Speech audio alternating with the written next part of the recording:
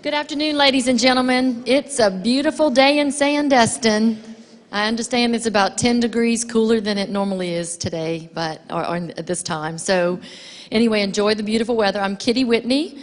I am employed at SRE, Sandestin Real Estate Sales. I have been a resident of Sandestin since 2000, so 17 years. Todd and Max and I plan on living here a long time. My husband owns some businesses in the village of Baytown Wharf as well. So we play a lot of roles in the community. I thought this was a good idea to get our homeowners together today, and I appreciate very much that you are willing to spend the time to come out. This program is being live stream fed, so if anybody's at an alternate location, they can be watching it. It's also being recorded, so if anybody misses it, they can watch it at a later date. When we first sent out the news that the Board of County Commission had approved the NOPC, I got a lot of emails from many of you that had all different streams of thought to them. And I knew for a fact that while some of us want to be more conservative in the way the property's handled and others want to be a little bit more progressive, that all these thoughts were not aligned. And that's not okay with me. I live here. I love the resort. I want it to be rejuvenated. I also don't want it to be overbuilt. And I thought the best way to make you comfortable and put you at ease is to have Mr. Becknell answer questions. I've taken all the questions that I've received from you guys and compiled them, and he's made a presentation for you that will hopefully address them all right up front. Of course, we will allow time for questions and answers afterwards, so if any topic has come up during the process of his presentation that's not answered, please do come up at the end. Mark and Robert and some of our team will have microphones available for you to step up. We simply ask that you not repeat the same questions. And the other challenge for us is that we all want to get to where we're cooperatively working on the same goal. So please do come in with an open mind, open questions, ready to listen, ready to ask and challenge, but also to know that we're going to all be living here as homeowners for a long time. We probably should figure out how to make all this work together. So I'm starting the process. Somebody probably thinks I'm crazy saying I'm going to have a town hall today, but I just decided it was the absolute best way to handle it. Thank you to those of you who have written back to me and said, oh, I didn't understand that. Oh, this makes a whole lot more sense. It tells me that if everybody were aware and comfortable, we could move forward together. So with that, I'm going to welcome Tom Becknell to come on up. As I said, he has prepared a presentation that we hope addresses every question that we've received so far, and then we'll break off at the end. Okay? Thank you, guys.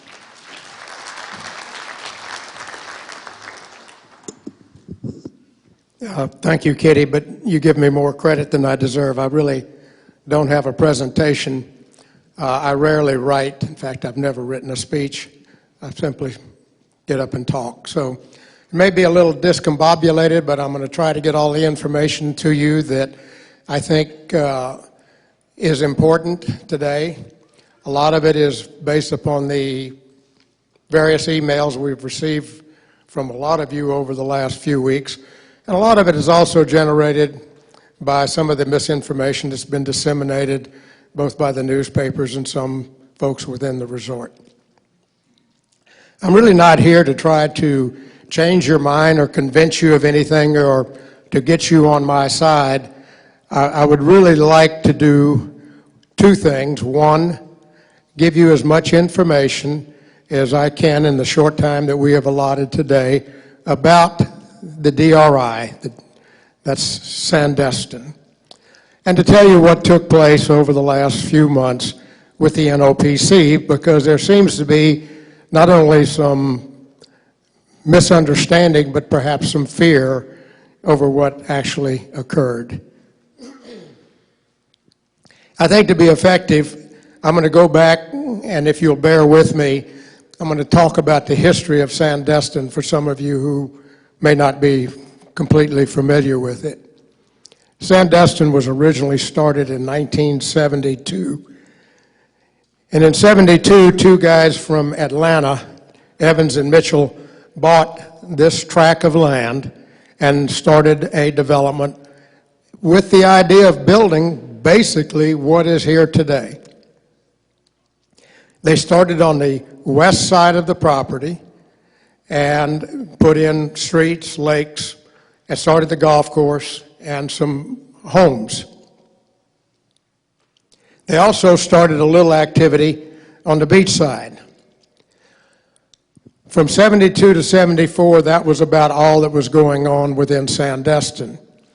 In 74, the state passed a statute that comes under Section 380 that enabled the DRI implementation. It actually started out as an environmental bill. The DRI, Development of Regional Impact, and I'll stop here for 1 second. A development of regional impact was any development that was judged to be large enough to have an impact, and that word impact is important, on more than one municipality or geographic area. The state decided that those developments that meet that criteria needed a different oversight than a local development, because it may cross 2 county lines, it may involve 2 municipalities. So they instituted what is now called the DRI statute. The majority of the statute dealt with ecological issues, and the application for Sandestin is a little over 1 inch thick, and more than 80% of it is dedicated to flora and fauna and adjacent waters and traffic impacts, sewer, and those things that really are of a broad basis. And the reason that they wanted to do it on that scale is because some municipalities couldn't accommodate a development of this size. They didn't have the sewer capacity, didn't have the school capacities, they didn't have roadway capacity. So it was decided that this needed state jurisdiction. They also decided that because a development of regional impact could last over many years, that they needed to protect the declarant, the developer, from changes in local ordinances over the period of time that it was anticipated to take for the DRI to be built out. That was really the trade-off between the state and the development community in terms of this legislation.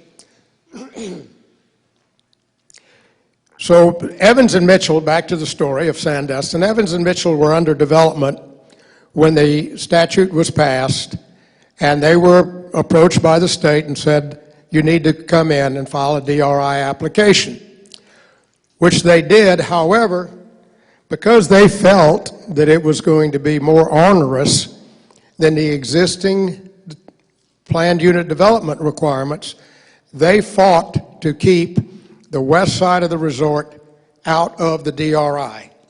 They said, we are a PUD, a planned unit development, and we have already started, and in good faith, we should be allowed to continue along that line. The state agreed, and so the west side of the resort, do we have a map of that?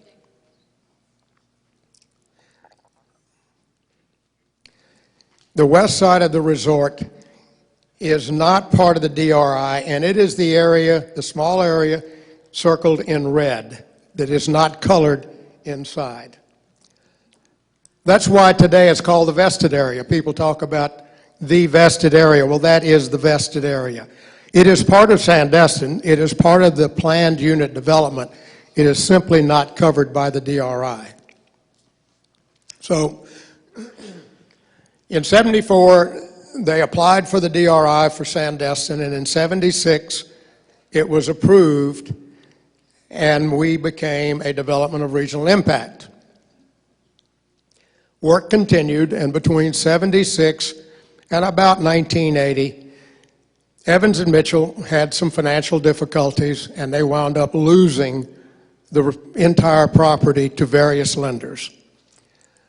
At one time, there were 5 or 6 different landholders within the Sandestin, and they were mostly financial institutions. Bay Colony, a group out of Denmark, an REIT out of New York, a group of investors, and this ownership changed several times as one party got in and another party got out. But there was really no continued serious development under the original plan. In roughly 1980, late 79, the folks out of Denmark decided the only way they were going to get their money back out of this property is to have it developed as a resort. And at that time, they hired Peter Boss, Tom Patton, and a third gentleman to come in and act as their agents to try to reconsolidate Sandestin. And they spent between 1980 and 1984 doing that. And at the end of that time, they had brought back together all of the parcels into what is known as the contiguous Sandestin today. So they were ready now to recommence development, and they went to the county and said, we've put Sandestin back together. We would like to stay under the existing DRI so we don't have to start over and file a new DRI. Walton County agreed that it was almost exactly what had started under the DRI. There were no substantial changes, and therefore the county commissioners approved the first NOPC to reconsolidate and revalidate the DRI. Shortly after the county approved it, the state got involved, and they notified Tom Patton that they were on their way to town to file an objection for the county's actions. I know this firsthand because Tom Patton told me the story. He had been in Europe for 3 weeks. He got home on Sunday night, and Monday morning there were 2 representatives of the Department of Community Affairs, which had responsibility for implementation and oversight of real estate laws. And the 2 individuals, a man and a woman, told him, you have to agree to certain things or we're going to file an objection and file it in the courts. And we'll give you till Friday to come up with an agreement that satisfies us. So Tom and Peter Boss went to work, and they, with the state, crafted what is now known as the 84 Agreement. You've heard about the 84 Agreement. This is what it is. The 84 Agreement simply expanded the language of the DRI because the initial DRI was very brief in the actual document. State said, there's a little too much ambiguity. We want more clarification.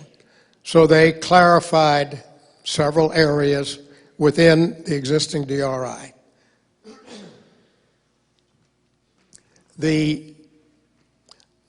Probably the main things that would be of concern today, because some of the things that were done. They're long since been implemented and are not of major consequence today. But several of the things that they did was they raised the threshold of open space. Under the original DRI, it was about 600 acres, 580 to 627, depending upon the point in time that you wanted to measure it. They raised it to 954 acres. They added and subtracted certain items from the 74 map. Do we have that, Kitty?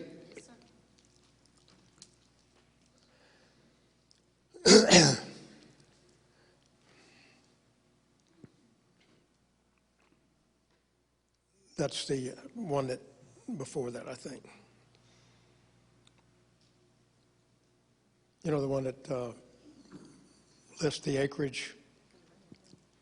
There it is. What this exhibit shows you very briefly is what the difference is between the 76 DRI and the 84 agreement. And if you look at the items, I didn't list the small acreages, some of them changed. But for example, they added 35.5 acres to the lakes. That means they built another lake or 2 or 3. They deleted 20 acres from harbor basins. I really don't even know what took place with that. They added 176.4 acres in golf, buffers, and green belts. They built another golf course. and they added that into the open space category. And you go on through, they added 39 acres for an equestrian center. They added 34.5 acres for horse trails that were going to be developed. They added 66.9 acres in nature preserve. They added 30.7 acres in recreation, but they deleted 14 acres in beaches and dunes. They added 9.2 acres in tennis and 8.3 acres in athletic center. There are some other smaller adjustments in there, but those are the major changes that took place between the 76 document and the 84 agreement. They increased open space by changing some of these categories and adding categories. At the end of that week, Tom Patton drove the revised agreement to Tallahassee, and the state signed off on it. And so an agreement was reached between Sandestin Corporation and the state. The county had no part of the transaction, but they agreed to it. Excuse me. So once that 84 agreement was incorporated, it became the new benchmark by which all things were measured. I'm going to again deviate a little bit and go back in time, because some of the interesting things that were contained in the 74 through 76 application and the final 76 DRI were certain vested rights. The original application had 10,000 RDUs, residential units. The 76 approval brought that down to 8,768 RDUs that were entitled. That meant that was the maximum you could develop within Sandestin. And they also had commercial, but commercial was then allocated in acreage rather than square footage. Later it was converted into a square footage number. In that 76 agreement, they had done traffic studies, sewer and water studies, water quality, all of the things that are required under the DRI statute. What was interesting is that in the 76, their traffic study indicated that there should be 42,000 trips a day within Sandestin at build-out. 42,000. I want you to hold on to that number for later reference. So we now have a new agreement in 84. We've established new baselines, and Sandestin started a fairly rapid period of development. The Boss Corporation developed quite a bit of the property. They sold off quite a bit to other developers, and Sandestin started to take shape. Along about 1989, the Boss Corporation ran into problems, and the resort was then resold to a company called Sim Darby, which is a Malaysian company. Sim Darby bought it strictly as an investment. They had no proprietary interest. They wanted to make money here in the United States, and they did. They made a lot of money developing part of Sandestin. Sim Darby operated it for a number of years, and for whatever reason, they decided to sell it. And at that time, it was put up for sale, and I was one of the bidders, along with Interwest and 5 other companies. Interwest was a successful acquirer, and they took title at that time. Now, I'm going to go back to the 1972 acquisition by Evans and Mitchell for a moment, and I remember that there were a number of different parties involved in the ownership chain between 76 and 84, and then from 84 to about 90, 91, it was the Boss Corporation, then it was Sim Darby, then it was Interwest, and then Interwest was bought out by Fortress Investments out of New York, which is a hedge fund. They're just a public fund. Records were not kept accurately. In fact, at the time that the Boss Corporation was developing the resort, there wasn't a building department in Walton County. Boss Corporation made their own inspections on their homes and turned in the inspection report to the county. They didn't have a building department. They weren't required to file annual reports. Nobody cared. The county really wanted Sandestin to be built and to be built as quickly as they could because it created jobs, tax base, and revenue from tourism.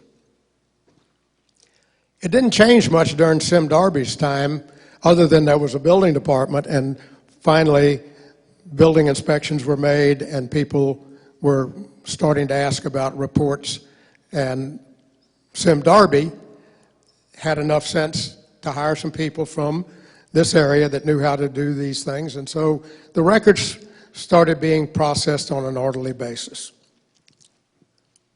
Interwest came along, bought it, Canadian company, ski company, and a good ski company, operated ski resorts all over, but had never operated a beach and golf resort before.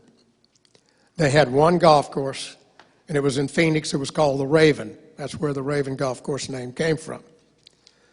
But they had no clue as to their requirements under Florida law for reporting and maintaining certain things, and so they just didn't do it. When they were called upon to do it, they did make an effort, but rather than go through the trouble and expense of measuring things accurately by survey, they would drive by and look at the lake and say, that looks like it's about 3 acres. Okay, here's 3 acres. That's about 5. How big is that golf course? Oh, it's about 165 acres. 165 acres. That went into the annual report. Now, I also know this firsthand because I happen to know the individual for Interwest who was responsible for doing most of those reports. Actually, the two individuals, Ian McCook and Sharon Gold. Some of y'all may remember those names. So while the records were being kept, they weren't being kept based upon accurate information. The input was flawed. When we signed an agreement to acquire Sandestin, we started our due diligence, as any prudent buyer would. Sandestin used a due diligence website hosted out of New York. A lot of people use them, and they're very good tools. And you input the information you want to make available to the person who's doing the due diligence, and then they can access these files electronically. Interwest downloaded a little over 30,000 pages of information in the due diligence file, some of which was absolutely of no consequence. So we took the time to go through these documents, and I will tell you that either myself, my accountants, or my attorneys probably looked at every page. Fortunately, and maybe unfortunately, Interwest ran into their own, or Fortress ran into their own financial problems, and they could not close when we were supposed to close on the resort, and they kept pushing off the closing date as they negotiated with their banks. But it did give us enough time to continue due diligence. And some of the interesting things we found were the submerged land lease for the marina had been expired by 3.5 years, almost 4 years, which means they really didn't have the right to operate the marina. Their wetlands mitigation permits had been allowed to lapse. They had not filed an annual report in quite some time, 2004. So they were basically in default of the DRI requirement to file an annual report, accounting for everything you did. Now, the annual report is simply a reporting mechanism that picks up from the last report and tells everyone what took place during that period of time. It's really more of an accounting exercise than anything else, because remember, Sandestin, when permitted, started with 8,768 residential units. So every time they reported, they were supposed to report how many of those units had been built. So if in 1 year 500 units were built, then they report instead of 8768, they had 8,268 left, and here's 500 built. They did, again, use the same methodology that they did when they were doing, that's about 5 acres? Yeah, that's 5 acres. They did the same thing on the RDU count. They said, I think that was 70 units. Well, the original plan may have been for 70 units, but they can combine 4 units to make penthouses, so it was really only 66 units. Well, it stayed on the books as 70. And sometimes they went the other way. And sometimes they just didn't count them properly. So the numbers didn't add up. I mean, 2 plus 2 is always 4, but their 2 plus 2 sometimes came up 5 or 7. So we commenced an accurate count of everything that had ever been built in Sandestin. We verified it by building permits, development orders, and then we did an on-site count, door by door, building by building, area by area. Kitty, could you come give me a hand for 1 minute? And because of the problems with these estimates about what was where, open space, developed area, roads, I want you to just hold this up and flip through this to show. I hired an engineering firm out of Atlanta to survey every parcel in Sandestin. Never been done before. All of the titles were basically, you get what's here. These maps are of every parcel in Sandestin, and they show everything on that parcel. So it's broken down and it says, lakes, 2.2 acres. Sidewalks, 6/10 of an acre. Developed area, 8 acres. Lakes, 5 acres. Roads, 2.1 acres. Every improvement, everything in Sandestin is in that book. It's public record, by the way. You can go down to the county and look at it anytime you want. Yeah, you're going to have to be bored and want to spend some time at it. The point is, it's the first time in the history of Sandestin that there has ever been an accurate accounting of what took place over the last 40 years. We did it. We submitted it to the county in our first annual report, and you would think they would have been appreciative and said, oh, finally. Instead, the county turned around and decided they were going to question everything, and they didn't really want to have to accept it as is. And we said, fine. Engineers, hire your own engineer, go out and verify it. Okay? This is what my engineer says. It's a very large, reputable firm out of Atlanta. Jacobson Engineering. County would never do that. They just kept questioning and questioning and questioning. We continued to answer questions, and to date, oh, this is more of it. We have probably spent more than 150 or 200 hours in meetings with county staff and officials, trying to resolve the NOPC that they requested that we do. Now we're at the NOPC. An NOPC is a Notice of Proposed Change to the Development of Regional Impact. Development of Regional Impact is a development order. In order to modify it, there is a process you must go through. It's called an NOPC. A Notice of Proposed Change, you put everybody on notice, we're changing something within our DRI, which is what took place a couple of weeks ago. The changes, out of the 13 items, the majority of them are housekeeping items. They're correcting mistakes that we found during this long process. My wife says that I'm very, what's the term for when you're A neat freak? OCDC, that's it.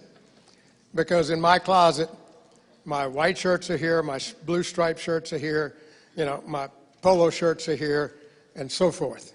Well, I am that way. I like order, and I like to know exactly what is.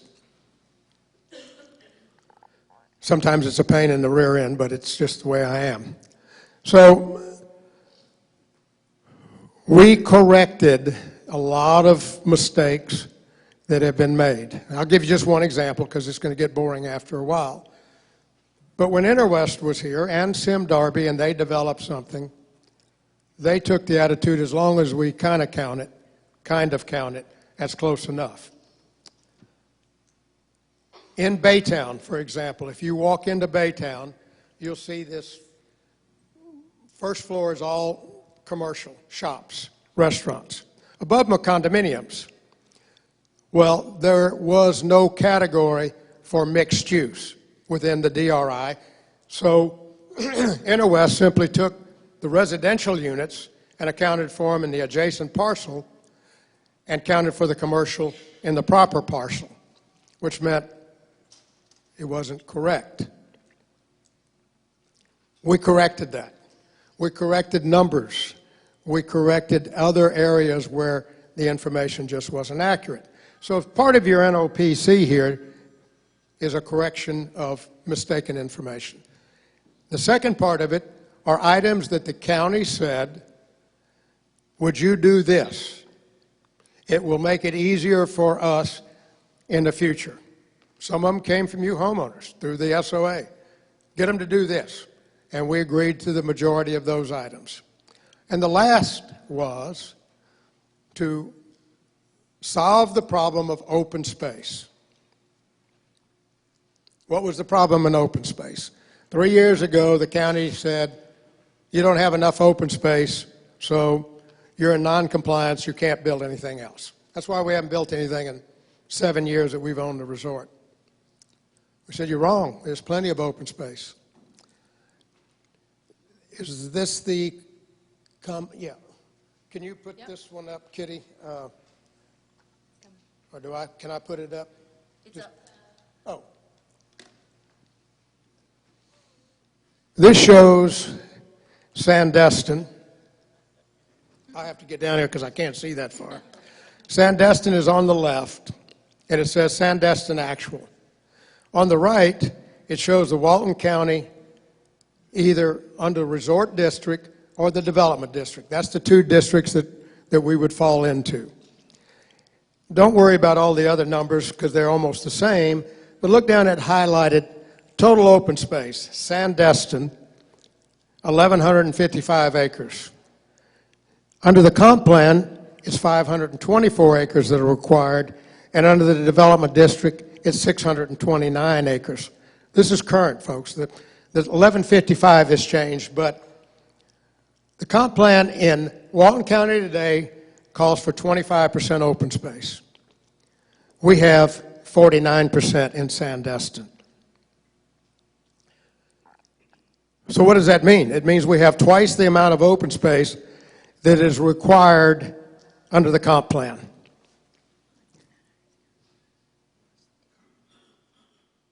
Is that a good thing? I think so. So the fight has been, well, what is open space? You're changing categories of open space. You're changing the definition. Well, actually, open space is open space. They've never changed that title, open space. Keep it in mind, open space. Under open space, can you give me the exhibit with the categories that are in open space in the 84 agreement? Got it. Just the center. Under open space, there have been a number of different areas that have been included. No. The one that's kind of out of the document itself, that's it. No, go back one. There. This is actually a table that came out of the 84 submission as part of the public record. By the way, let me interrupt 1 second because I keep referring to these documents. Everything I'm going to tell you today about records, you can go verify. It's all in the public record. It's all in the hands of Walton County. You don't have to take my word for it. I hope you take it as face value today for our discussion. But anything that I'm telling you about these numbers or these documents, you're welcome to go verify. There are public records. This came out of the 84 agreement, and it shows you, kind of not the blurry part, but what was included in open space in 76 and what was included in 84. And if you'll notice, there are some significant changes, and I showed you some of those on the bolder print. But what's important is this. Under open space, there are categories. Categories of open space. Golf course is a category. Lakes are a category. Nature preserves are a category. Those categories change over time. Today, we don't have an equestrian center. Anybody know where it is or seen it? Because it's not here. It never was, nor the horse trails. So as they change categories, some came and some went.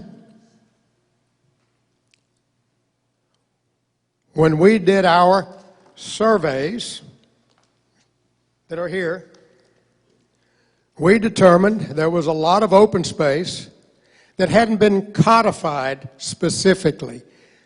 It came under the term golf course buffers and green belts. Okay? What are the buffers? Golf course buffers. This is one of those sensitive topics, so pay attention. The golf course buffers are the area that are encompassed in the easements that are on all of the plats of all subdivisions within Sandestin. We heard, I don't know how many of you were at the public meetings, but I had a couple dozen people come up and say, he's taking my backyard. He's going to take my backyard that I've been paying taxes on. That's not true. I'm not touching your backyard. When you bought your lot, the plat that controlled the purchase of your lot had an easement across the back that was delineated on your plat that showed this area. That's the buffers that have been referred to since 1976. They've been here all along, folks. There hadn't been any change. I didn't invent any new language. The buffers were there for a purpose. How many of you are golfers? Okay. You play the golf course, you know that, I'm not a golfer, by the way. I've never played around in my life. Maybe I missed something, but the fairways in Sandestin are the defined areas that are maintained. They're mowed every day, they're fertilized, etc. Off of that, and on a normal golf course, you have what's called the rough. I've learned that much. And sometimes if you don't hit the ball perfectly, where does it wind up? In the rough. There is no rough on the Sandestin golf courses. The rough is the buffer. Okay? So if we didn't have those buffers, it would mean all of y'all would have to be pretty darn good golfers, or you'd be unable to retrieve your ball from somebody's backyard because they may have a 10-foot fence around it. It's as simple as that. The original developers decided, for probably marketing purposes, the lots would look bigger if they included the rough in the plat. But they made darn sure that they put it on every plat, every set of documents, restricts that area so that you can't build a house in it, you can't build a garage in it, because it's really designed as the area for the golf course when balls go astray. It's kind of simple. People who said, tomorrow Tom Becknell is going to take my backyard. I don't have any use for your backyard because I can't use it either. I can't build anything in there. That's what the easement says. So why would I want to take your backyard? What would I do with it? It meets the definition of open space. And it should be included in a specific number, not just golf, buffers, and green belts. That's how we got in trouble. They didn't define it. It needed to be broken out. So we broke it out by surveying every lot, backyard that is encompassed by this easement. And we put a number on it so everybody knows how many acres are involved. Now, if you come to us tomorrow and say, I want to put my fence in the corner of that buffer, and it doesn't inhibit golf, we'll agree to it. Now we have a mechanism. You bring a survey, you show what you want to take out, the square footage, and next year when we file an annual report, we report that open space has been reduced by 87 feet on this lot. Again, we're back to accounting. We're back to an accurate record. A lot was made out of an issue that is simply based upon misinformation and misunderstanding. I can stand here and look every one of you in the eye and say, you will never see me do anything with your backyard because it's not mine and I can't. And nothing is going to change as a result of this NOPC. People are going to continue to hit their balls over there and come retrieve them. No change, ever. Period. It's as simple as that. Let's move on. I'm sure there'll be some questions. Now, let's get into some of the other items that were covered under the NOPC. There are certain vested rights. They were vested in Sandestin by virtue of the the 76 DRI and the 84 Amendment. What do those mean? It means that we have the right to build a certain number of RDUs. Doesn't mean we have to. We have the right to. Certain amount of commercial, a certain, no height limits. There was no height limit in the DRI, still is not.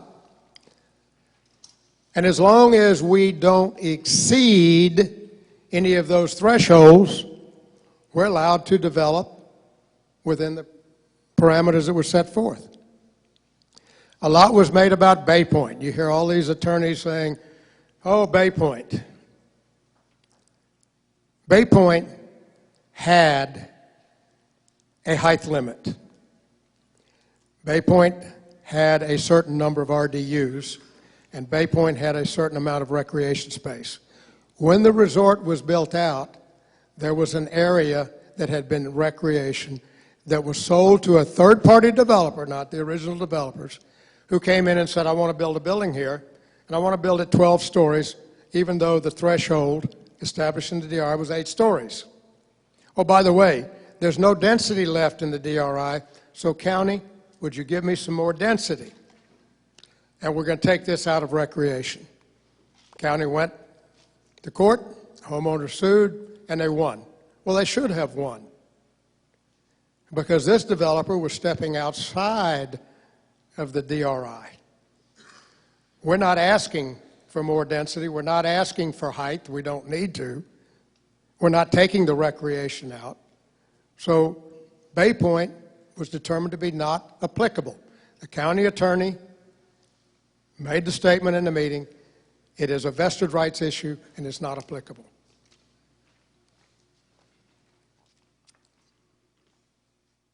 Probably the only other, now remember, we arbitrarily put height limits on some of the sites that are known to be developable. Doesn't mean we're going to build to that height. It simply means that we've agreed not to exceed that height. This is going longer than I thought, so I won't get into all of the details of why sometimes you can't build as high or as many units as you want, because it just becomes a question of how big is the box and what can you put in it. But I doubt seriously if we achieve the maximum height on most of the building areas where we put a height limit.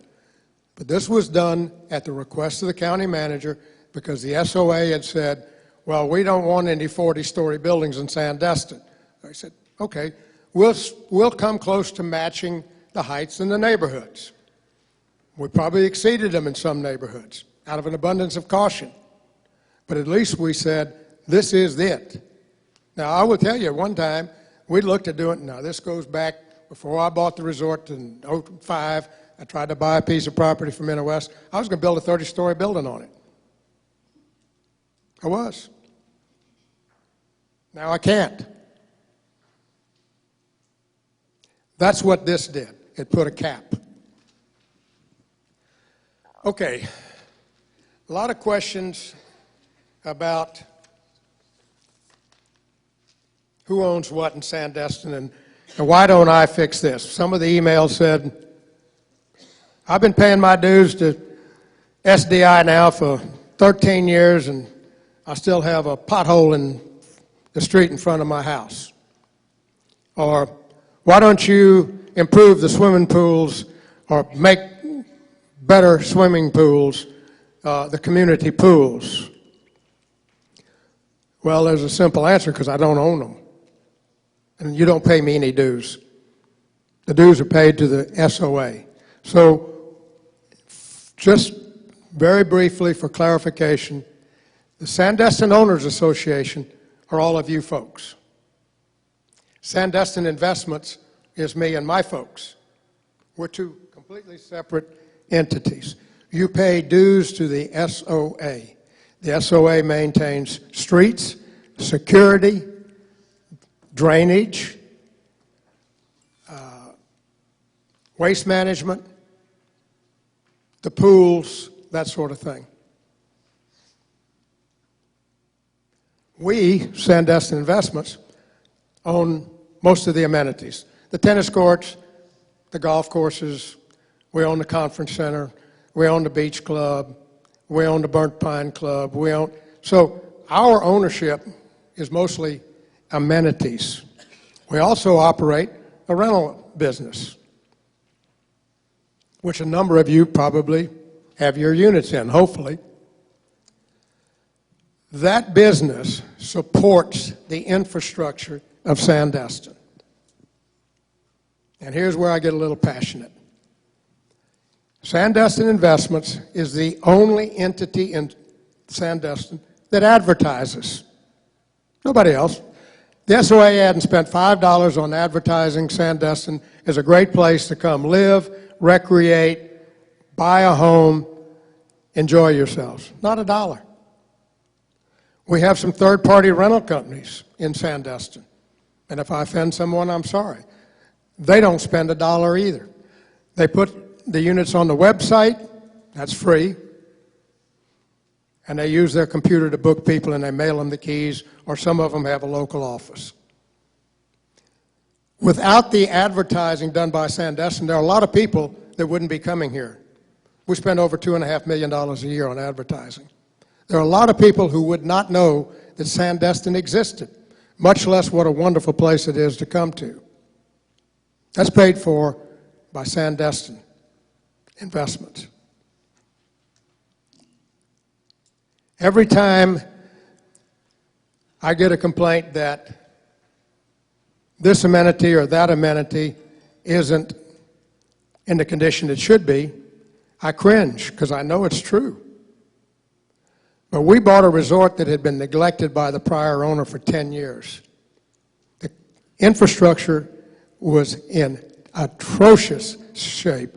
It was worn out and dilapidated. And we have every year invested over $2 million rebuilding the infrastructure. Air conditioning units, bridges, drainage, irrigation, a lot of things y'all don't ever see. And we've done it while, with the other hand, we're fighting off the county and the SOA. And we're spent over $2 million getting that document approved. That's $2 million that we could have spent on more golf course bridges and more irrigation and better care of the amenities. Because without development income, we have to live off the operating income.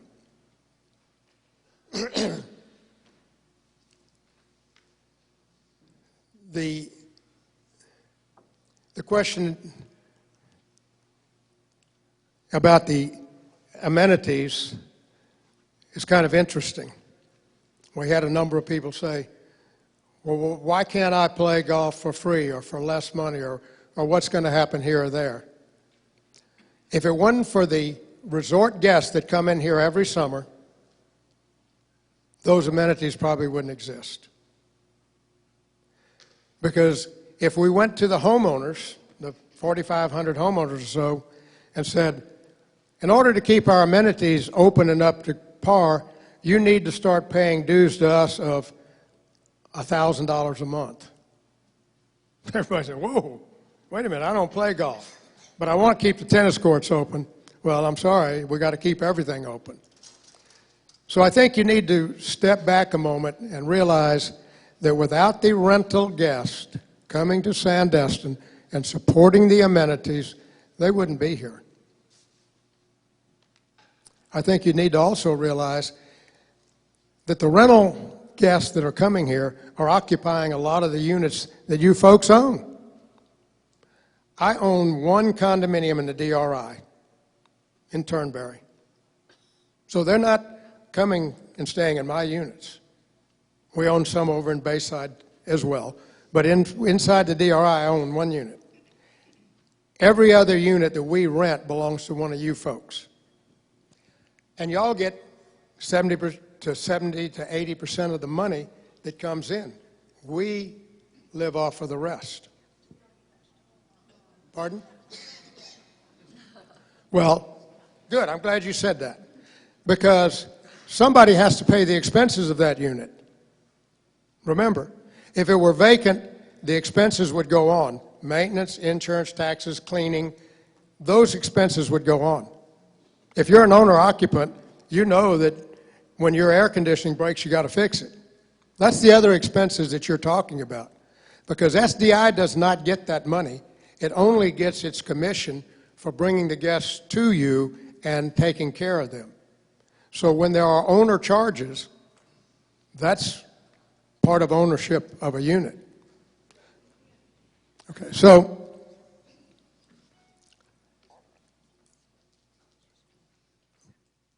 when I get an email that says what I just mentioned, why don't you fix the SOA pools? I have to say, why don't you get the SOA to fix the SOA pools? They've announced in a letter, and I don't know if any of the board members are here, and it doesn't matter, but they've announced in a letter a couple of weeks ago, as soon as the NOPC was approved, they were going to file suit. I don't know who they're going to sue. I assume it's the county. I'm not sure what their cause of action is, because they would call into question the authority of the county to do what they're authorized and elected to do. I guess probably they will also figure out a way to drag us into another lawsuit. So the money that could have been going to improve those amenities are going to go to the lawyers for the next 3 or 4 years. I think if I were you, I'd ask them, how much are you going to spend on that litigation, and what do you hope to get at the end of it? Because I always do, before I turn an attorney loose. That's a side issue. But when you're looking for somebody to point your finger at, sometimes you need to kind of turn around and point it back inside, because after all, again, you are the SOA's members. How am I doing on time, Kitty? Okay? Yeah, why don't we move to concerns on development? On what? Traffic, tennis, Jolie. Okay, yeah, I'm getting to those. Okay.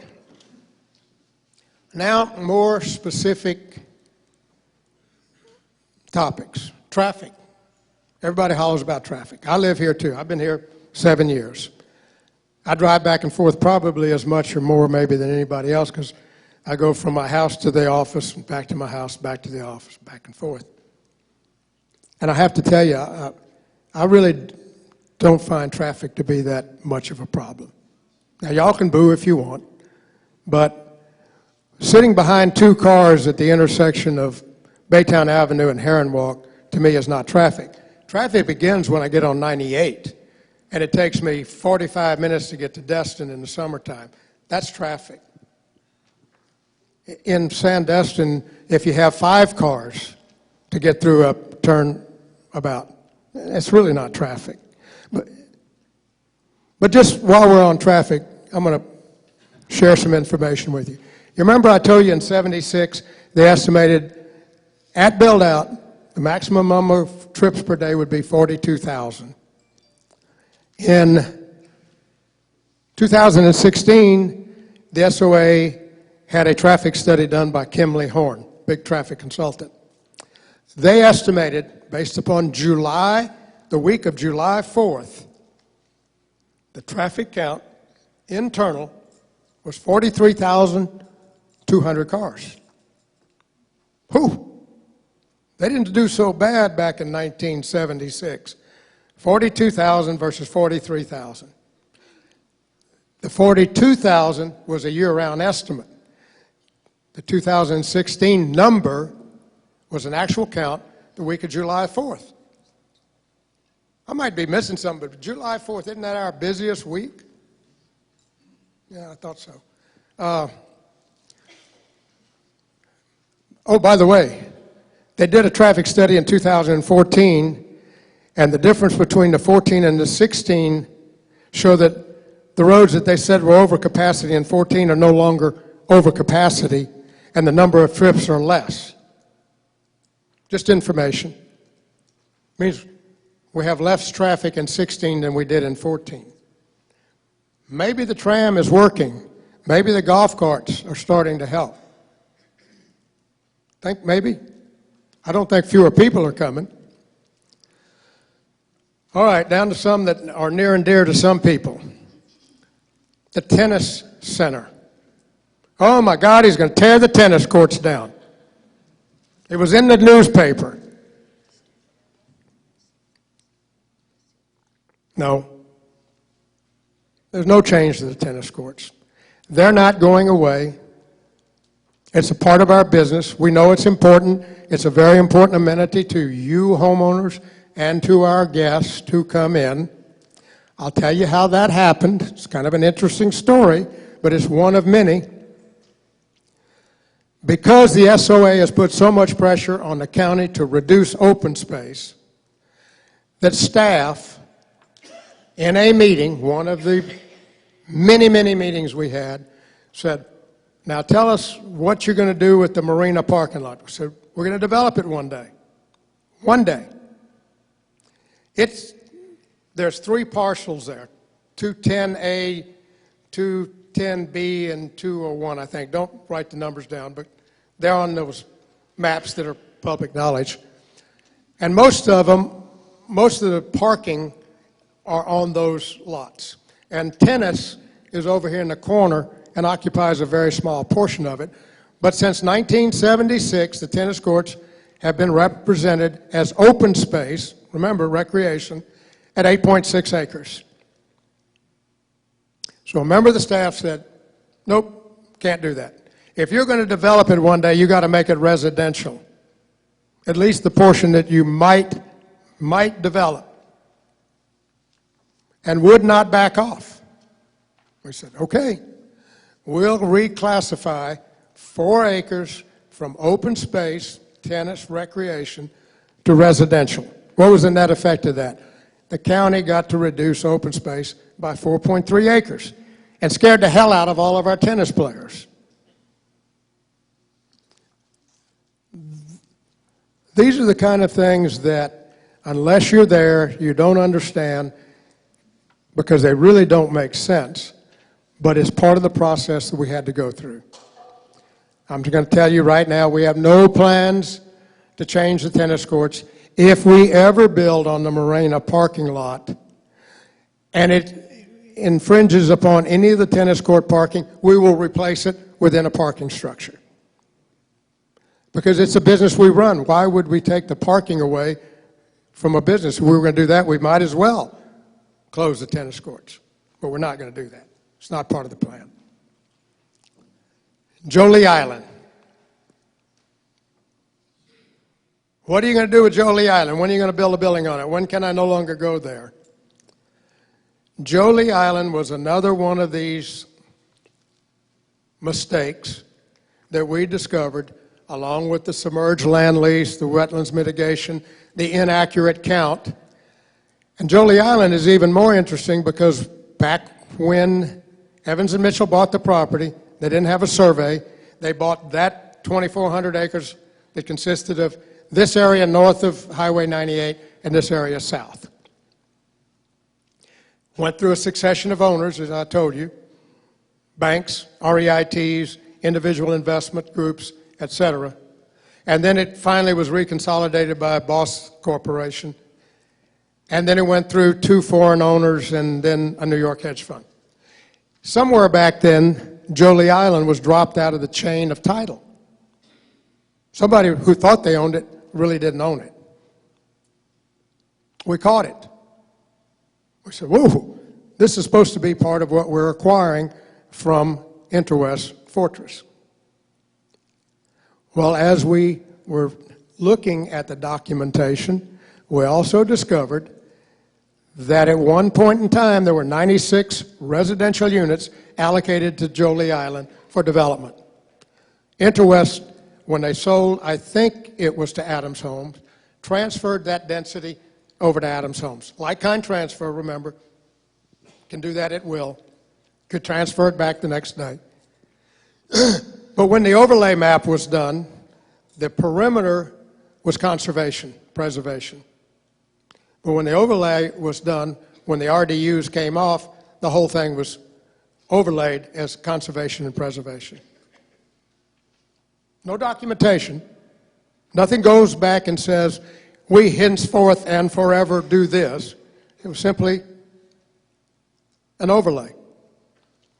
We investigated, we had the engineers investigate it, and we discovered it was an error. So we corrected that error, along with all the other errors that we were correcting. Why correct 9 and not correct 10? But because it had been represented as conservation at one point, we had to go back to the state. We had to say, this is a mistake, but we need your blessing. The state reviewed our documentation in detail. Corps of Engineers, DEP, and DEO reviewed it and agreed. It was a mistake, and it needed to be corrected, and we were entitled to correct it. End of story. That's all there is to that mystery of Jolie Island. Now, do I intend to develop it? Not today. Tomorrow? No, not tomorrow. Next year? No, not next year. 5 years from now? Probably not. 10 years from now? I don't know. Because I may not be standing here 10 years from now. The point is, it was always intended to be developed. We have the right to develop it. We're not going to develop it now, and when we do, we'll develop it in a responsible way.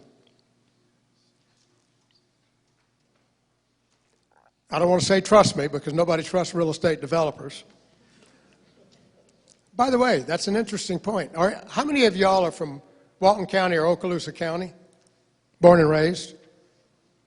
One in the back? Okay. That means all of you are here because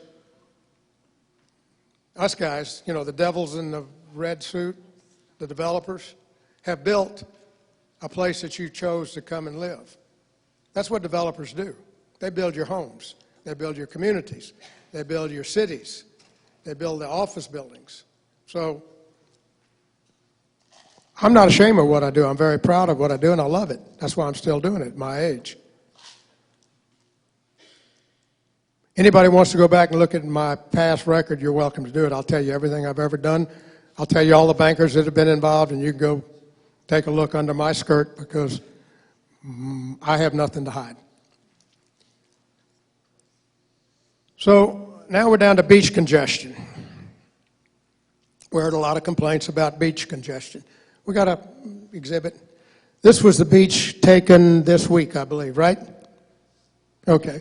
And it's probably early or late because there's more people usually there than that. But it shows where the chairs are set up along the beach, and they're 1, 2, 3, 4 deep. A lot of people in a very small area. You got another slide for me, Kitty? Yep. This is Sandestin's beachfront, starting with the Hilton and running all the way to the beach club. The majority of all of those people you saw are right down there where the red arrow is, near the Hilton, and of course right in front of our restaurant down there, the Beach House. And they're there for two reasons. One, that's where we vend food and alcohol, and that's where the bathrooms are. You go to the beach, you want to have a beer, you want to have a hamburger, and you want to be able to go to the bathroom. The rest of the beach going to the west, there are some areas that are private that belong to the condominium, but there are also a lot of public beaches along there that are not occupied because it's not convenient. People don't have the amenities they want. A year or so ago, a little less, I negotiated for the third time with the SOA for compromises. I don't want to get into all of that because it's history. But one of the compromises was, you see the red star?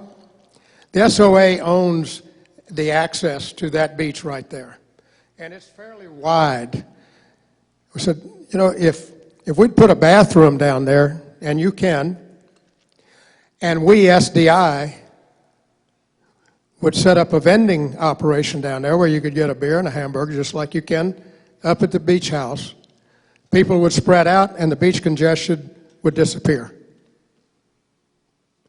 We even offered, as part of that compromise, to build the bathroom. Y'all turned it down. Y'all, being the SOA, turned it down. It's still a viable option. Have the SOA save a little of their money that they're spending on attorneys.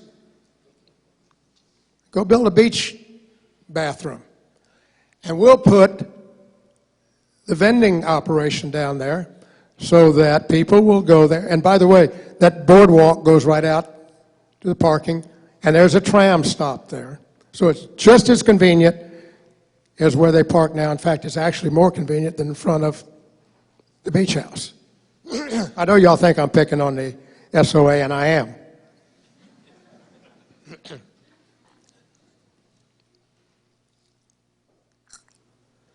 Now, people say, well, what are you going to do tomorrow? Now that you've got this NOPC done, what can we expect?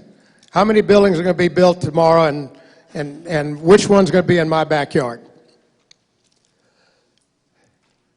Right now, we have 4 projects that have been in the pipeline for 2 to 4 years. Osprey Point, 77-unit condominium on Heron Walk Drive that is permit ready. We went through the whole development order process, and it was ready to be issued a permit when we were stopped by the county for the non-compliance. We're going to release that, and we're going to hopefully sell it this year and build it. We have a permit approved by DEP, Corps of Engineers, and Fish and Wildlife to add on to the marina. All we're waiting for is this final act to get the NOPC approved so we can pull a building permit. We're going to add about 26 small boat slips. If you're going down the dock to the right, before you get to the first existing pier, we're going to add another leg. And we'll be able, I think we can accommodate 26 small to medium boats. And at the end of the dock, we're going to add, going out to the west, I believe it's 14 large boat slips that can accommodate boats up to 140 feet. That will be done in the fall. We can't do it now. Parcel 443, which is the vacant land across from Burt Pine Country Club, has been designed into a 35 or 37 acre, lot subdivision, and we will make a decision of whether to do that this year or not. If not this year, probably next year. Absorption in Burnt Pine has been extremely high in the last 2 years, and the lot inventory is almost gone. And depending upon cycles and time, we may go ahead and do it this year to be ready for next year. And the fourth project is a chapel, which I tried to do 5 years ago and we got shut down. But we'd like to build a chapel for the gathering, to meet on Sunday, have weddings, and I think Sandestin needs a chapel. We are now a true community, not just a resort. We were blocked by the SOA and by the county to build a chapel. Boggles my mind, but I'm only one vote. What else? Well, right now, I'll be honest. I have been so consumed with getting through this NOPC process that I haven't looked beyond the end of that process. We spent a lot of money on those 4 projects that have been held hostage now for between 4 and 5 years. So I wasn't inclined to sign a contract with an architect to start designing another project that I may not be able to build. We have evaluated a number of sites. Part of that evaluation was done after the first mediation with the SOA, trying to reach a compromise, and they asked us to do a preliminary study to find out where the density might go, maximum density. So we did. I commissioned my architect, spent $45,000 getting these very preliminary plans done. But it started the process of evaluating various parcels that we know are ready for development. I have not picked one for the next round. We want to first go out and see what happens and get these underway and get them done. What am I looking at? I'm going to tell you that one of the things that came to the forefront in all the questions that were asked is, well, Tom Becknell says, I need to develop in order to have the money to maintain the infrastructure. What is he going to do when he quits developing? All the infrastructure is going to fall apart. Very good question, and it made me stop and start thinking about when that will happen. Now, I'm also going to tell you I won't be here when that happens. The build-out of Sandestin is probably another 10 or 15, 20 years. It's not going to happen all at one time. The market conditions dictate it. Your appetite for development dictates it. So it's a very lengthy process. After all, we've only built about 4,500 units in 40 years. I mean, think about that. And the last cycle, down cycle, was 10 years. Nothing was built. From 06 to 16, nothing was built. So it'll be a while before those units all come in. But what I determined was it doesn't make sense to continue to sell off Sandestin in pieces. Every time you build a condominium and you sell it, you sold the land as well as the building that was on, and eventually you're going to run out of land. We are already almost out of land. So my goal in the future is not to build and sell as it has been in the past. I want to start building things that Sandestin Investments will retain and operate so that we will have long-term revenue stream to maintain the infrastructure. Okay? We have to conserve the last of the land inventory we have for future use, future generational income. And that's what we're starting to study, and that's what we're going to be focused on. I think Sandestin needs a very high-end apartment complex somewhere, because a lot of people are at a point where they simply don't want to own a home, but they'd like to be here, and they'd be a good neighbor. So we're looking at that. We're looking very hard at the expansion of the conference center. I don't think that's any secret. The conference center needs to be expanded. It needs to be remodeled and expanded. And that's high priority for me right now. And I'm going to start working on that next month. Beyond that, I really do not have any identified projects. Yes, ma'am. I'm sorry. The Elephant Walk area, what the beach house area. I'm going to ask you to come to the microphone because I'm very hard of hearing. But let me just finish up, and then we're going to open it up to question and answers. You know, the The other question that came up is about the village. And let's start, you have that, can you put that one up? Okay. If you look at this map of the village, the map that is the long L on the bottom, that's what Sandestin Investments owns. Everything on the top used to belong to CNL. It now belongs to a company called Imperium Blue. So our ownership is only of what is known as Adventure Lane or Cannery Row, and it's where it starts on the end with Moolala and goes up to what used to be Graffitis. The rest of the commercial in Baytown does not belong to us. It belongs to Imperium Blue, the new owners. We're not sure what their plans are. They are actively now looking for tenants to fill the vacancies.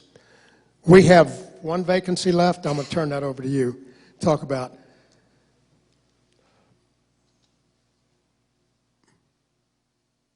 But Baytown needs two things. It needs more tenants right now, and it needs more parking. Whatever plans we ultimately come up with to develop the marina site, the conference center, or anything adjacent to or abutting Baytown should include additional parking beyond the needs of that development for the public. The public being you and the people that come from off the resort.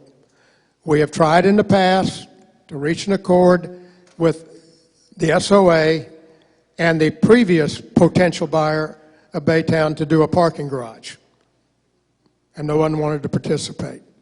We're going to have to reinitiate that conversation with the new owners, hopefully the SOA, and perhaps the Baytown Neighborhood Wharf Association to create additional parking. And one of the big advantages of additional parking, even if you don't ever go to Baytown and you don't really care, is that it will help eliminate some of the traffic congestion, because a lot of the traffic around Baytown are people waiting to get into a parking slot. So they're queuing up, trying to get off of Baytown Avenue to get into a parking garage. If we can provide more convenient parking that they can get in and out of faster, you will take cars off of Baytown Avenue, and you'll eliminate some of the traffic that appears to be problematic. Boo. Oh, okay. Last thing. When we do get around to developing something new, what I mentioned to you, those 4 projects have been through the approval process. They were simply caught in the non-compliance. When we do decide to build that apartment complex, we have to submit it to the county, and we have to go through the full public review process. The DRI requires the same submissions as any other project. You go through technical review, you go through public review before you get a building permit. So there's not going to be any rabbits pulled out of a hat where tomorrow morning we simply go down and get a building permit, start building. Plenty of time for public scrutiny, plenty of time for public input, and that is the process that has been here before and will remain in place in the future. That's the end of my list of notes. It's time to open up questions and answers. If you have a question, our Mark will recognize you. Come up and take one of the mics, and feel free to ask any question that you want. I may. While we're waiting for the first person to come up, can you do the water tower update? Hang on. Oh, no, I'm going to let you do that. Save All right. it. Whoa. Okay. No, not yet. Okay. We got to save something for the end of the show. Okay. All right. We have a question. Hello, thank you. I would like if you would. All right, it's not on. Turn her mic on. Hello? Couple things. I would like to talk a little bit more about the area that you referred to in the beginning called the vested area. It is, you can see it from One Beach Club Drive when it's a part of the view. And we looked at a condo in that building, and one of my first questions to the realtor was, will anyone build a high-rise in that area that could block the view of One Beach Club? Also, I'm interested in what might happen where the current beach house is, which will impact the beach, but also might provide some opportunities for investment for homeowners in some new building that you might do there in the future. And beyond that, I'd like to hear your thoughts on how we reconcile the concerns of people who want to live here permanently, having amenities that would not be so seasonal, and those people that want to maximize their rental investments that are currently here. Okay, let me start with the first one. I assume you're talking about if you were in the beach club, will anything be built to block your view out of the front of One Beach Club Drive? No. Yes. No, ma'am, nothing will be. The one site that is down there, it's called 121C. It's kind of off to the left of One Beach Club Drive. It will be, if a building is built there, or when it is, I should say, it will be oriented very similar to One Beach Club Drive, so your view will be southwest, like One Beach Club Drive is southwest, and you won't really see it from One Beach Club Drive unless you were on the far left or far east end and looked out the side of your window. When we built One Beach Club Drive, we twisted that building such so that it didn't look at west winds, south winds, or anything else. It looked through that big window, and there's another window that goes the same direction from 121C. You asked about the vested area. It was in conjunction with that question? Okay. Question number two, the beach house site is not under consideration for any development. We actually, in our NOPC, had a height limit on that building, on that site of 24 stories. We withdrew that request because we were getting some resistance to it. We didn't define it well enough. That is to me, the last remaining super prime site in Sandestin, and one day it ought to be the flagship building of Sandestin. That's where I wanted to put the 30-story building in 2005. Okay? Now, I said I wanted to do a 30-story building. I didn't have any market study, any detail. I just went to InterWest and said, I'll buy that site for you. I think I offered them $15 million, I don't remember, and said, we'll put up a 30-story building. It probably wouldn't have come to pass because Eglin also has a height limit because of their radar control over the Gulf. That was two questions. What was the third one?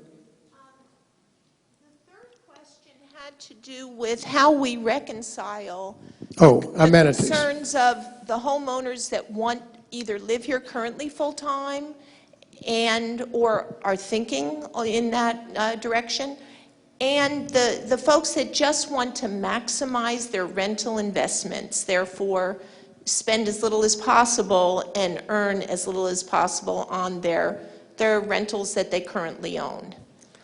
Ma'am, if I would have written your script, I couldn't have done it any better. You just touched a topic very near and dear to my heart. We've talked about the rental program. Sandestin has about 1,300 units in its rental program. And that is what feeds the amenities and keeps all of these 450 year-round, 650 seasonal employees working here. It's very difficult because, as I said before, we do the only advertising. We're the only ones with on-site presence and do this. So every unit that's not in our program is a competitor to us. Unfortunately, a lot of those units that are not in our program are the ones you described. Some of them came out of our program because they wouldn't upgrade to our standards. They left the program, but another company or VRBO was the alternative. Here's the negative for everybody in this room, renter or non-renter. RDI, Sandestin Investment Rental Program, or one of the other third-party rental companies. A guest comes to Sandestin from Atlanta, or Birmingham or Nashville. They check into their unit, VRBO, My Vacation Haven, I don't care who it is, us. The unit is not modernized, it's not clean, the services are not there, there's no one to respond to their complaint on site, to bring them a new pillow because the pillow's stained. And they go home and they say to their neighbors, well, Joe, how was your vacation in Sandestin? Sandestin itself is pretty nice, but God, the units are terrible. It's really run down. It was really disappointing. That's all of us getting that brush spread across us. You say, well, I don't rent. But if you want to sell your house, the guy that was his neighbor that heard Sandestin is not a great place to be. He's not going to come down here to look at your house to buy it because he just ruled Sandestin out. So at one point in time, all the rental units were under Sandestin. Now we have multiple companies and we have this invasion of a VRBO. I'm very outspoken on VRBO. I think it's destroying the resort one by one because there's no control. We just had a guest show up last week, checked in with a card. They got in the mail, had trouble getting through the gate, hated their unit. It wasn't clean. They came to our front desk and complained and said, whoa, it's not our unit. It was a VRBO unit. They had a terrible time. They wanted to know where their bikes were. Well, you don't get bikes because you're not in our program. Where's my free beach setups? You don't get them.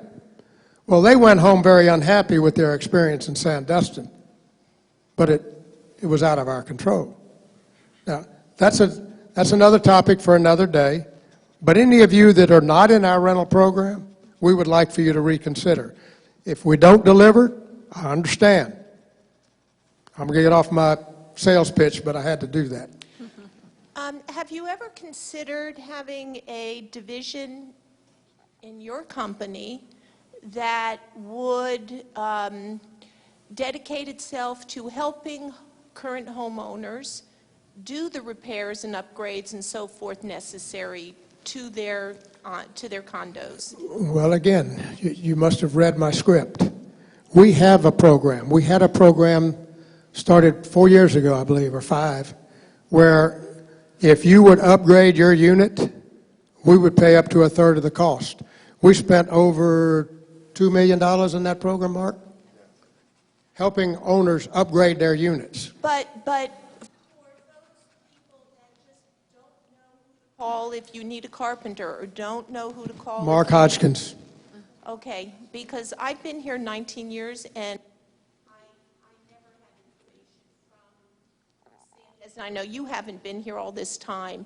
You know, a lot of people are on their own trying to figure out who should I call to do this or do that. And You know, that's an interesting point, and it's somewhat of an aside, but one of the problems that we have, SDI, we don't have access to all you folks. Only the SOA has your contact information. We have asked them in the past to allow us to access you through them, and they've refused. They send out information, we can't refute it, and we can't access you to give you pertinent information. If the SOA would, look, they can review it. If they don't like the content, we'll change it. But the SOA ought to be the conduit between us and you folks because they are routinely in contact with you. And they don't mind sending out a letter saying, show up and object to the NOPC, call your commissioner. You know, why not also disseminate positive information that can be beneficial to both of us? You know, here I go, picking on the SOA again. And you know who. We've had 3 formal mediations with the SOA. We signed off on it each time. The SOA did not approve their side of the transaction. 3 times. I tried again 10 days before the NOPC hearing to reach out to them again to talk about it before we went to the hearing, and they refused to meet. I can't do this one-handed. I have told various members of the board for 5 years, we'll do a lot better if we work together than if we continue to litigate with each other and stay on opposite sides of the ditch. I'll get off that one too. Yes, Hi. ma'am. Two things. First, we own a unit here, and we use it as well as we rent it, and we are in your program. Thank you. And we support everything you're saying. The thing that there needs to be some sort of solution is the fact that every time someone stays in our unit, we have to pay an amenity fee out of our income that we're getting. And I know that the Sandestin rental is also paying a piece of it too, but we're also paying for the amenities for everyone that comes and stays here in our unit. And so a lot of people leave your rental program and go somewhere else, VRBO or one of these other, and people have talked to us about moving away from the rental program here at Sandestin to go to theirs. You don't have to pay, you don't get that fee taken out of your money, and the management fee is a lot less than what is being charged here. A lot of the fees are a lot less in terms of what you can get somewhere else. But we also understand the big picture that you're talking about, that somebody's got to pay for this, right, to keep it a resort.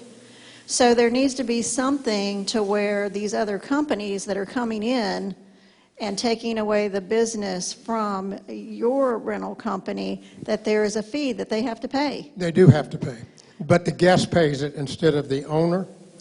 And one of the problems that creates is a lot of guests come down here with the expectation, they go to our website, they come down with the expectation that they're going to get those 2 bikes, they're going to get the beach set up, and then they show up and they don't get it, and they're disappointed, and they go home disappointed. So we do charge the individual for access to the amenities. Mark, correct me if I'm misstating. Yes, I should we defer this offer a question. resort package that's an added value package, which is commonplace in the resort business today. That includes things like parking, access and use of the shuttle service, several hours of complimentary use of bikes, kayaks, et cetera. I could go on, discounting, et cetera. So there's a resort fee that we charge to our resort guests that support us providing those services in that package. And then the homeowners also do contribute through an amenity fee. So, our intent is with each and every one of our rental owners, we want to be good business partners with you. And although from a percentage perspective, we have a challenge competing with your other options and choices, our goal is to drive revenue to you. So over a 12-month period, you take more revenue to your bank account. I've heard that. Than your but other it choices. doesn't necessarily come out that way So when you talk about. That's another Well, conversation. I'd be pleased to sit down with you and work through the numbers Okay. and try to meet your expectations. But so I just wanted to bring that up, and we do want to support because we understand the whole resort thing, and we understand that this is, a golf and tennis resort, and that's where we want to eventually live. Our plans are to come down here and retire, and this is where we're going to live permanently when we retire. So my next question is about the beach club. So we were interested in joining the beach club. We actually live in a country club up in Atlanta right now, but when we looked at joining the beach club for ourselves when we're down here, we found it in major disrepair.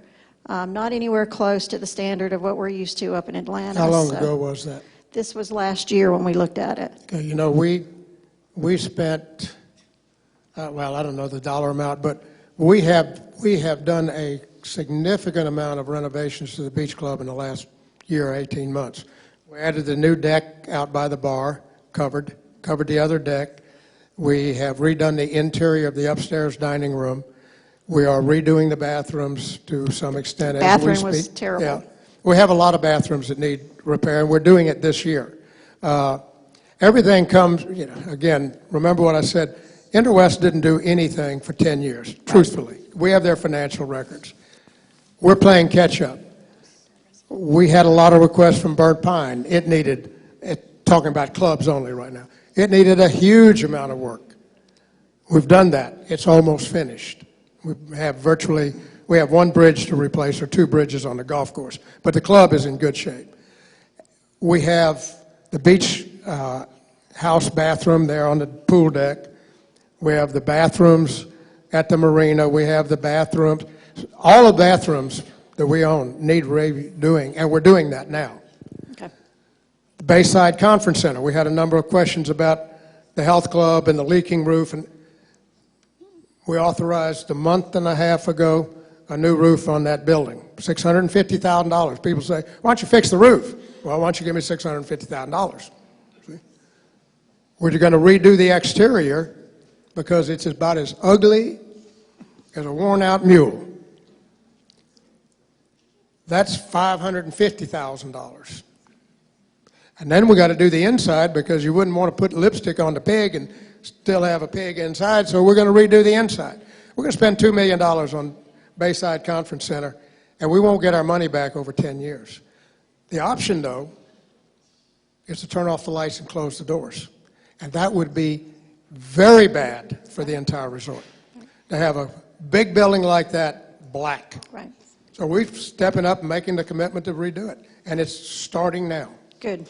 All right, lastly, I will say that we, regardless of what SOA says, I'm not interested in spending my SOA money and what we're spending in fees there, fighting you in court. I believe everything that you've said here is exactly what needs to be done. I don't see where you're trying to do anything that's different from what was originally planned for this area and what will also help the rest of us that are living here. So we're behind you. Thank you very much. Thank you. Good afternoon. I have a few questions. First of all, I am a homeowner. I've been living down here for the last 6 years, full-time. I do think this is a paradise. I know you are passionate. You are passionate, and I can hear that in your voice. But as an owner, and this being my permanent home, I am also passionate. So if you say that there is not a traffic problem, you've been very lucky, because I've been backed up all the way to Burnt Pine trying to get through that same intersection that you've talked about more than once. I also belong at the Beach Club, and it gets crowded. And that's a private club. So continue down to the beach, and you will find many, many people in a smaller space than would be nice. Drainage. I have a relative who lives in Heron Walk, and I can't get to her when it rains because of the drainage problem. You own that property, and it's a drainage problem. Which problem? Heron Walk, their parking lot. Okay. Wait, I'm going to take them in the order you listed them. Beach Club is crowded. It's very popular. And we have a limited amount of beach, and there's nothing we can do about it other than cut back on membership. And then we'd have a lot of people like you get mad because they can't get into the Beach Club. We do have a limit. Hopefully, if we can expand the beach, as we mentioned over here, we'll be able to expand the use even by Beach Club members. Some of them will opt to move a little bit to the east just to get out of the crowd. That's not a particularly big piece of beach. Well, we're also we have a plan to double the deck upstairs, so you have more outside eating areas. You're talking about the Beach Club now? The Beach Club, yeah. Okay. We've added the 2 decks down on, now we want to take the upstairs deck and double it, so you'll have twice the amount of upstairs space. That doesn't help the beach. No. The beach is the beach. But I get back to the issue that there are definitely problems with, I think I got you quoted correctly, 4,500 units have been built. Okay. Okay, now you have the NOPC that would give you 1,800 more. So put 1,800 more units on what we have now, which is 4,500. And you can imagine, again, parking, drainage, beach, traffic, all of those. It's not going to go away. You can do a parking deck. You can say, get in your cart and go, but there's definitely going to be issues. Now, I know you're not going to do it all at once, but then you say, when you do want to go and build something, you have to go to the review committee.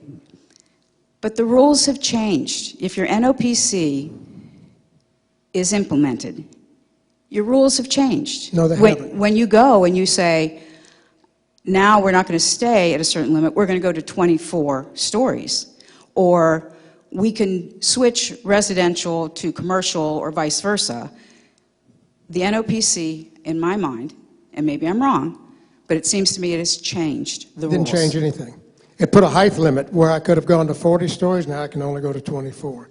But that's not really the point. Here's the point. You talk about traffic. I've never experienced that, by the way. And if Are there others out there that have had a traffic been problem? backed up, okay, Yeah. Having All a right. big trouble getting through that one corner especially. all right. Part of my negotiations with the SOA, one of three, we offered to give the SOA, remember, the SOA owns the roads, Correct. so I can't change the roads. We offered to give the SOA the right-of-way that we owned adjacent to Heron Walk Drive so they could widen Heron Walk. We offered to give them the property at the intersection of Heron Walk and Baytown Avenue so they could put in a traffic circle if they could back it up. They declined. You talk about drainage. When I closed on this resort, March of 2010, 3 days later, I handed the SOA a check for $500,000 to improve the drainage in the lakes. They haven't spent a dollar on those lakes, to my knowledge. So when you talk about drainage, you're pointing your finger at the wrong person. All of the drainage belongs to the SOA. Heron Walk is a small exception in that their parking lot, the front of their parking lot, floods. Osprey Point has agreed to pick up their drainage and take it out to the lake. We've agreed to do that. We weren't forced to do it. It's We your knew it- property. Pardon? It's your property. No, I don't own the parking lot at Heron Walk. I own the frontage, the little island out in front. Part of the problem with Heron Walk, I believe, is that the original drain that was there is either blocked or collapsed. I met with the president. I suggested that they get a crew out there and run a camera through it, because if it's a blockage, all they have to do is clear the blockage, and the problem would go away. Instead, they've decided to do a temporary fix that I think will solve the problem until we can get under construction with Osprey Point. But when Osprey goes, we're going to run a new line all the way out to the lake so that their water will be taken across Osprey Point underground and to the lake. And that would be nice. I don't think that's the only drainage problem, but I do think we will have major drainage problems if you put in more and more units. You know, wait, I'm sorry, I have to interrupt. You have to rely on the government authorities who are charged with the responsibility to make sure drainage meets the requirements.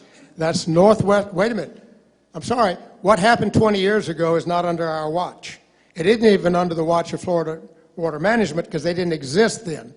Today, you have to meet the current requirements, not only for the state, DEP, and the Corps of Engineers, as well as Northwest Florida Management. It's a very tedious review process, and you have to contain your water or eject it in an acceptable manner, or you don't build, period. Now, I can't help it if buildings that were built 10, 15, and 20 years ago weren't required to meet that criteria. That happens all over the country. There are floods in places that have never flooded before, and it's because the rules were not in place at the time that they were built. But now we do have an issue. We have a drainage problem, and The 1,000 more problem units is are the not going to help that. But it belongs to the SOA. I can't fix the drainage problem. How can I fix a drainage problem when I don't own the drainage system? The drainage system, every lake in Sandestin, belongs to the SOA. Then should we continue to put more pressure on it? I mean, again, it's an issue, it's a problem, and more units will not help. I also wanted to ask you, the reason the chapel went down, because it was going to be very close to my neighborhood, is there was no parking. Where is this chapel going now, and will there be parking? I'm sorry, I'm hard of it. Parking for where? When you build your chapel, Yeah. the reason that there was argument against that chapel was because where it had been talked about putting, there was no parking. Sure there is. When it was going to go across from Bayou Village, The chapel was going on that little driveway to the left side, to the west of Bayside condominiums. Not originally. Originally, it was going to No. go by Bayou Village. There's a little piece of land there, Oh. and there is no parking. That lasted about 30 days. Dave Stowe killed that deal before it ever got off the ground. I'm sorry, I wasn't going to go into names, but that deal never got off the ground. We moved it down to next to the Bayside, where you have that huge parking lot out there, by the way, that belongs to us. Mm-hmm. And the chapel users are not there every day, all day, and at night. They're only there on Sunday morning or for a wedding. So it's very sporadic use, and that parking lot can accommodate it. Good, then I'm glad it's not going to go where it was talked about going, because there was no parking at that spot, where it originally, the 30-day one that you talked about. Again, we're all passionate. I'm very happy that SOA is overseeing this. Somebody needs to. We have to have two sides. You're passionate. The homeowner, the person who lives here all the time, is passionate too. Do I want 1,000 to 2,000 more units in this area? No. Of course not. Nobody No, wants nobody. anything in their backyard once they have their backyard. That's normal. I don't blame you. And I understand I had a that, but vacant there lot could- next to me. I wasn't particularly enthusiastic about having a big house built on it. I had the apprehension for a long time. It's there now. He's a good neighbor. Doesn't bother me at all. But I can't, because my grandchildren used to play on that lot, I can't preclude them from exercising their right to build on their property. I knew one day there would be a house built there. I understand that, I do. But if we could dial back and not try to go to massive building, it sounds like you're going to try to do everything, the best way possible. Everything's going to be perfect. I don't think that can happen. Okay, Because we don't have enough room, we don't have enough infrastructure to handle it. So, You know what? You're right. We don't have enough room. That's why 1,873 units won't be built. I've already taken 500 units out of the gates of Sandestin and said, if I have to sell them to Howard, they'll go over there. So now we're down to 1,300 units in Sandestin. Of that number, I don't know how many will actually be built because we have a finite amount of land. Now, it's time to lay one more thing on the table. You talk about the NOPC changing things. It really didn't change anything. It qualified things. Here's the alternative. You don't like the NOPC, you don't like the DRI, you don't like the 1,800 units potential, you don't like the high-rise buildings. If we collapse the DRI, we have the right to do that. We can say, okay, we're done. Here, county, take your DRI back. And we come under the county's comp plan. Everybody would be happy with that, you think? Because the only thing we lose is that height. It's the only thing that changes for us. Everything else is here. We're still a PUD, a planned unit development. We still have our vested rights. Now, how do we build any number of units, whatever it is, 500 or 1,000, if we can't go vertical, what do we have to do? Anybody know the answer? you go out. Horizontal. Okay? Or not Remember build as that? many. Wait, remember that exhibit I showed you over here that said under the comp plan we only need 500 or 600 acres of open space? That means we can take 500 or 600 acres out of open space to build horizontal. Where does that open space come from? Which golf course do you not want to play in a year? See?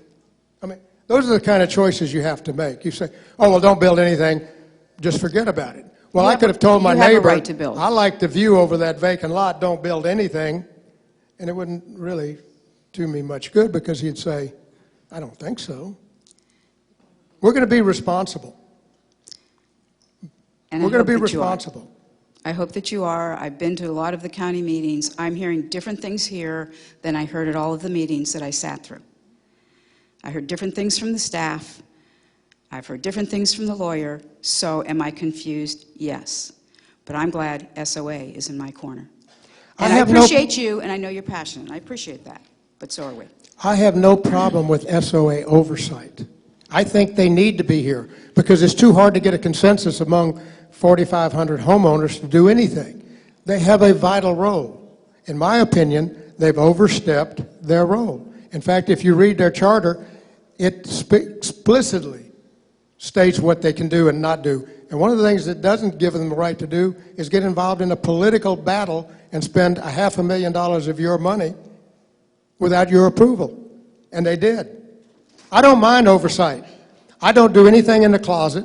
I have been a developer for 46 years, and I'm not ashamed of anything I've ever done. So I don't have to sneak around to get anything done. I'll show you what I'm going to do when I'm ready to do it, and I know for certain what it is. I showed the plans to Osprey Point to Kent Lilly and Dave Stowe before we even made the first step in an approval process. Well, I hope that we can work this out. As I say, I'm a full-time person here. We have no other home. This is it. So I want the best for this community. Ma'am, what neighborhood? We're Grand Harbor, over by the links. Where is Grand Harbor? We're Grand Harbor, which is over by the links, behind Harbor Point. Mr. Becknell, I have Melanie here from Beach Walk Village that has some Maureen? questions for you. Maureen, if I can interrupt for just 1 second. You guys, we're 10 minutes out.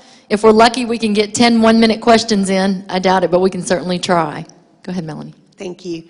I just want to thank you for doing this today because I wanted to hear your side, and I think everybody here is appreciative of your time, so thank you for doing that.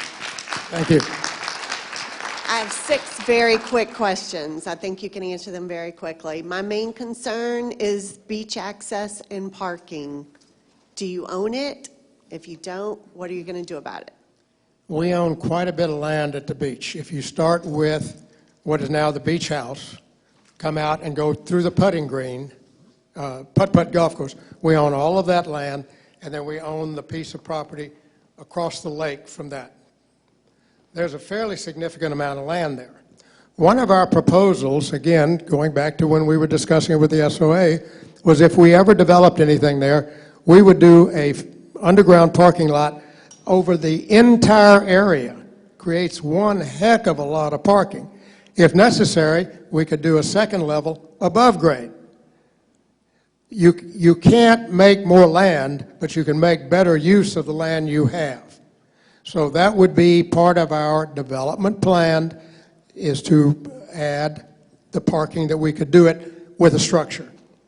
Is there any plan to have another beach access nearby, or is there any way that you can make another beach access? The only other beach access is the one we pointed out that is further down, and that's a grossly underutilized beach access. Is that by the little golf cart parking? Yes. Okay, all right, great. Is that a private beach? Because once my husband and I parked there, we walked and we were told we cannot lay there. No, that is not a private beach. Okay, perfect, thank you. Beach house, you said something about you were not going to build at Beach Walk, and then you said you could build a 21st-story No. area at Beach Walk? The beach house, at one point, we were going to develop it in the future into a high-rise building. We took it out of consideration, so it will remain a restaurant for the foreseeable future, if not forever. Where is the apartment complex scheduled for? I have no idea. It's a concept. I don't even have a site identified. We have considered what is called Monarch. That's the site adjacent to Inspiration right off of Baytown Avenue as a location for the apartments. But I've not done a feasibility study. I don't know if it'll even work out economically. This just started last week. The chapel, did you tell me where that was? I heard her talking All about right. it, but where is it? You know where Bayside condominiums are? I do not. You know where the Links condominiums, Links Golf Course? At the parking lot that is adjacent to Bayside condominiums, the far end of that parking lot where there's a driveway, the chapel sits right in that area. Somebody help me. What's the golf course that abuts Bayside? What's the Links hole? 9. Baytown? No, that's Baytown, huh? Links, Links? hole number 9. So it'd be Okay. just to the east All right, it of would the abut green that, at Linkside 9. that hole there. Okay, one other thing I've heard, and this is probably a misconception, I'd like for you to clear it up for everyone, is how many buildings are you proposing building at the beach and/or the Hilton? We have 2 sites. That answer your question? Tell me where they are. One is 121C. Is that where the putt-putt is? The golf cart parking, That's the or golf the cart. SOA access It's to a their small beach. site. Okay, that's one. And then the golf cart parking, the golf cart area was to be part of the high-rise on the beach house. The beach house is not there. I haven't readdressed that. Take it back. But that's a low-rise site. That has a maximum height on it. And the third one, if you want to call it one, is Tivoli site that is the backside of the parking lot of the Hilton. In the far north end of the Hilton parking lot, we own actually the parking lot and that start of that hill. That is considered a high-rise site. So those 2 high-rise and a low-rise on Putt-Putt. Okay, so you're going to take away golf cart parking right there by the beach house Yes, for a high-rise? maybe. Hopefully. And what year would you be proposing that? What area? What year? Oh, I don't know. Nothing planned? Nothing planned. All right, so that one, something at Tivoli, kind of in the parking lot of the Hilton. And Tivoli would have its own parking under the structure, just like Luau. Underneath. Okay. And if we did something with the Putt-Putt, and now those plans have changed because it was going to be in conjunction with the beach house site, we would do the underground parking there, and probably one level above if we developed the other building. And it would take the overflow parking. All right, last question. How do you think the 1,300 units affects the, Baytown area and restaurant access on Grand It's Boulevard? going to flood it with traffic. Thank you. Honest. Again, everybody wants to focus on the number of units. Let me explain something about units. If I build a 5,000 square foot condominium, that's 1 unit. Just one. So I could build 1,873 5,000 square foot units, would be 1,000,000+ square feet of, but I'm not going to do that because I couldn't sell them. Don't have the land. The fact is, we build square footage to sell, and it just happens that there's a front door there. I will tell you again, in my judgment, I will never build 1,300 units in Sandestin. I don't know what the magic number is, but it will be less than 1,300 because I already, as long as I'm under the DRI, okay? Because I know that I don't have enough land to accommodate them because you have to do certain things no matter what you think the rules are. Parking, height, width, setbacks, all of those restrict